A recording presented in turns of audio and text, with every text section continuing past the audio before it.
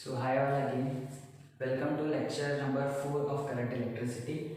अभी तक के जो प्रीवियस 3 लेक्चर्स है, अगर आपने अभी तक वो नहीं देखे हैं तो पहले आप वो लेक्चर्स देख लीजिए एक बार and then come on to lecture number 4। इस लेक्चर में basically we will be talking of mobility and limitations of Ohm's law. तो बेसिकली ये दो टॉपिक्स हैं जो नॉट सो लेंथी टॉपिक्स है, छोटे छोटे टॉपिक्स है, बट इनका भी एक अच्छा खासा इंपॉर्टेंस है। If I talk of mobility, तो मोबिलिटी का मतलब क्या होता है, जो वर्ड सुन के ही मुझे समझ में आता है। मोबिलिटी का मतलब होता है कोई भी चार्ज कितने इजीली या कितने फ्रीली मूव कर पा रहा है, राइट। अगर कोई चार्ज है जो काफ़ी इजीली मूव कर पा रहा है तो उसकी मोबिलिटी में बोलूँगा ज़्यादा है, और अगर वो फ्रीली ज़्यादा मूव नहीं कर पा रहा है तो मैं बोलूँगा उसकी मोबिलिटी कम है, राइट। अगर किसी की मोबिलिटी ज़्यादा होगी तो मैं बोलूँगा कि उसकी जो ड्रिफ्ट वेलोसिटी है, if you remember drift velocity previous lecture में हमने डिस्कस किया था। ड्रिफ्ट वेलोसिटी का मतलब क्या होता है, it is the velocity of electrons which are moving inside the conductor under the influence of electric field. सही है, तो जब इलेक्ट्रॉन्स मूव करेंगे, अगर वो ज़्यादा ड्रिफ्ट वेलोसिटी के साथ मूव कर रहे हैं तो I will call it as कि उनकी मोबिलिटी ज़्यादा है, राइट। और अगर इलेक्ट्रॉन के मूवमेंट की वेलोसिटी जो है, जो उनकी ड्रिफ्ट वेलोसिटी अगर वो कम है तो आई विल कॉल कि उनकी मोबिलिटी क्या है, कम है, right? So how mobility is defined is, mobility is denoted by letter mu, and the formula for mu is drift velocity का magnitude divided by the electric field। अब इसका मतलब क्या हुआ, इसका मतलब ये हुआ कि it is the magnitude of drift velocity per unit electric field। अभी इलेक्ट्रिक फील्ड से डिवाइड करने की जरूरत क्यों पड़ी, वो इसीलिए बिकॉज इलेक्ट्रिक फील्ड जब आप बढ़ाओगे, जब आप पोटेंशियल डिफरेंस बढ़ाओगे, इलेक्ट्रिक फील्ड बढ़ाओगे, तो इलेक्ट्रिक फील्ड बढ़ाने से ऑटोमेटिकली जो स्पीड ऑफ इलेक्ट्रॉन्स है वो इंक्रीज होने वाली है, राइट है। क्योंकि मेरा जो इन्फ्लुएंसिंग फैक्टर था, जो मेरी इलेक्ट्रिक फील्ड जिसकी वजह से इलेक्ट्रॉन्स मूव कर रहे थे विद द ड्रिफ्ट वेलोसिटी, आपने उसको ही बढ़ा दिया, तो इलेक्ट्रिक फील्ड बढ़ाने से ऑफकोर्स जो मेरा ड्रिफ्ट वेलोसिटी है वो बढ़ जाएगी, ठीक है। So here what we are concerned about is mobility में मुझे कंपेयर करना है अबाउट दी कितने फ्रीली इलेक्ट्रॉन्स मूव कर पा रहे हैं, राइट है। तो मैं उसमें इलेक्ट्रिक फील्ड का इन्फ्लुएंस नहीं चाहता, so therefore I will be dividing it with the electric field and now it will be easy for me to compare between two different cases, right है। तो जब मेरे पास अलग अलग केसेस होंगे तो मैं सबको अगर उनके रिस्पेक्टिव इलेक्ट्रिक फील्ड से डिवाइड कर दूंगा सबकी ड्रिफ्ट वेलोसिटीज को, so I will get the mobility in terms of in a common terms, जिससे मैं सबकी ड्रिफ्ट वेलोसिटीज को या सबके मोबिलिटीज को कंपेयर कर पाऊंगा, राइट है। सो ड्रिफ्ट वेलोसिटी का magnitude divided by electric field will give me the mobility.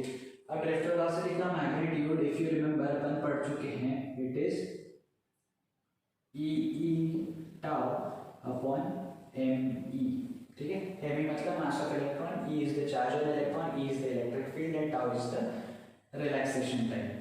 तो ये वाले फॉर्मूले को जब मैं उठा के यहाँ पर पुट करूंगा तो मुझे क्या मिल जाएगा, म्यू मुझे मिल जाएगा e tau upon M e, and this will be divided by e से ई हो जाएगा cancel, and I get mu is equals to e tau upon M e. सही, तो ये इक्वेशन बन गया किसका, मोबिलिटी। सो मोबिलिटी के दो इक्वेशन, अगर आपको ड्रिफ्ट वेलोसिटी और इलेक्ट्रिक फील्ड पता है तो आप ये वाला फॉर्मूला लगा सकते हो, जो बेसिक फॉर्मूला है, जो बेसिक डेफिनेशन है ड्रिफ्ट वेलोसिटी की,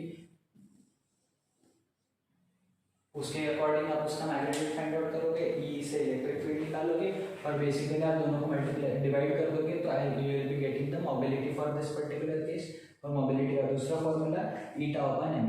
तो अगर आपको चार्ज ऑन इलेक्ट्रॉन तो अपने को ऑफकोर्स पता है, अगर आपको रिलैक्सेशन टाइम पता है तो by using this formula you can find out the mobility for this particular case, right है।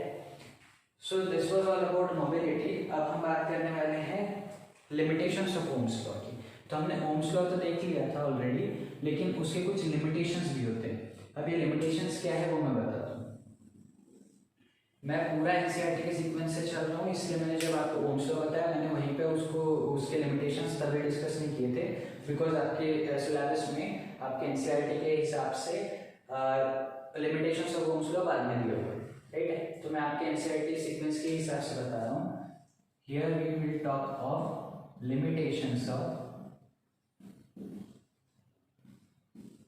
ओम्स लॉ, राइट है। अब ओम्स लॉ का लिमिटेशन क्या है, तो इसके बेसिकली 3 लिमिटेशंस हैं एंड एक के बाद एक करके हम ये तीनों को अच्छे से डिस्कस करेंगे। पहला लिमिटेशन क्या है, पहला लिमिटेशन ये है कि जो ओम्स लॉ का बेसिक डेफिनेशन है जो बोलता है कि पोटेंशियल और करंट का रिलेशन डायरेक्टली प्रोपोर्शनल है, this relation of V proportional to I ceases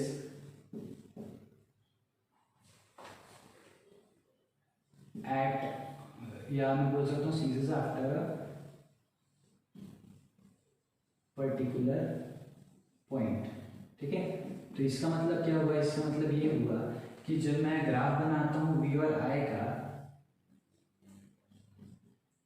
तो इस ग्राफ में आप देखोगे तो V और I डायरेक्टली प्रोपोर्शनल तोड़ते हैं, लेकिन ये एट सर्टेन लेवल तक ही होते हैं। इसके बाद क्या होता है, ये स्ट्रेट जाना चाहिए था लेकिन इससे थोड़ा सा डेविएट हो जाता है ऊपर से, राइट है। तो ये चीज जो है V प्रोपोर्शनल टू I ये एक सर्टेन पॉइंट तक ही वैलिड होता है, ठीक है। तो ये V प्रोपोर्शनल टू I हर बार वैलिड नहीं होगा, एक सर्टेन लेवल होता है, इस लेवल तक ही ये रिलेशन डायरेक्टली प्रोपोर्शनल एग्जिस्ट करता है। तो जैसा अगर आपने मैकेनिकल प्रॉपर्टीज जब आपने पढ़ी हुई होगी तो उसमें भी आपने पढ़ा हुआ होगा कि जो यंग्स मॉडुलस वगैरह है, जो stress is directly proportional to strain वगैरह जो अपन पढ़ते हैं, उसमें भी अपन बोलते हैं with in the elastic limit. तो वहाँ पे भी स्ट्रेस और स्ट्रेन का डायरेक्ट रिलेशन होता है लेकिन एक पर्टिकुलर लिमिट तक होता है। जैसे इलास्टिक लिमिट आई उसके आगे वो रिलेशन फॉलो नहीं होता। Similarly V proportional to I भी एक पर्टिकुलर लिमिट तक फॉलो होता है लेकिन उसके बाद ये अपने एक्चुअल रिलेशन से डेविएट हो जाता है, राइट है। So this is the first limitation of Ohm's law. The second limitation for the Ohm's law is कि अगर आपने ये पोटेंशियल और ये करंट है, राइट है, फॉर सर्टेन केसेस आप देखोगे तो अगर आपका V और I का रिलेशन कुछ इस तरीके से जा रहा है फॉर सर्टेन इक्विपमेंट, जैसे अलग अलग डिवाइसेस होते हैं, जैसे डायोड्स वगैरह की बात कर रहा हूँ मैं यहाँ पे, तो वहाँ पे क्या होगा, V और I का रिलेशन अगर इस तरीके से जा रहा है तो इन जनरल होना क्या चाहिए कि अगर मैंने पोलैरिटी चेंज कर दी, अगर मैंने टर्मिनल्स की पोलैरिटी चेंज कर दी तो मेरा पोटेंशियल का डायरेक्शन मैंने चेंज किया है, सो बेसिकली मेरा करंट का डायरेक्शन भी एज इट इज रिवर्स होना चाहिए। तो जाना कैसा चाहिए था, इसने जाना इस तरीके से चाहिए था, लेकिन ऐसा नहीं जाता, ये कुछ अलग ही पैटर्न में निकल जाता है, राइट है। तो इसका मतलब क्या है, इसका मतलब ये हुआ कि पोलैरिटी रिवर्स कर देने से करंट एग्जैक्टली रिवर्स नहीं होगा, ठीक है। तो पॉजिटिव मतलब आपने जब एक पोलैरिटी रखी है पॉजिटिव टाइप की, तो इस पोलैरिटी में अगर करंट का नेचर कुछ एक पर्टिकुलर है तो जब आप पोलैरिटी को रिवर्स कर दोगे तो इसका जो नेचर है वो भी चेंज हो जाएगा, राइट है। तो सेकंड लिमिटेशन क्या है, सेकंड लिमिटेशन ये है कि on changing polarity of potential, the nature of current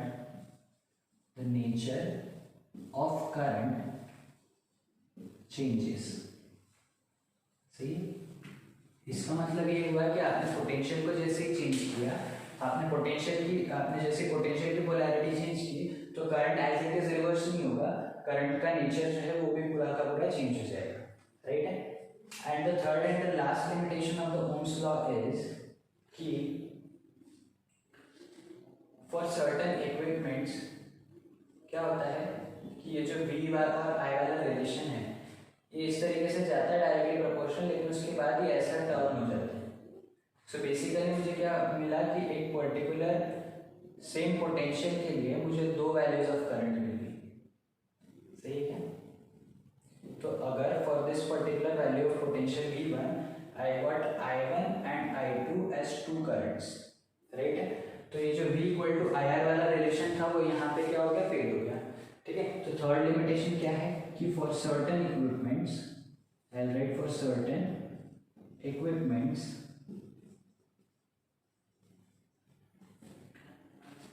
relation between V and I is not unique, ठीक है। ये रिलेशन कैसा है, ये यूनिक नहीं है, ठीक है। ये यूनिक नहीं है क्योंकि इसने सेम वैल्यू ऑफ पोटेंशियल के लिए दो डिफरेंट वैल्यूज ऑफ करंट दे दिया। राइट है।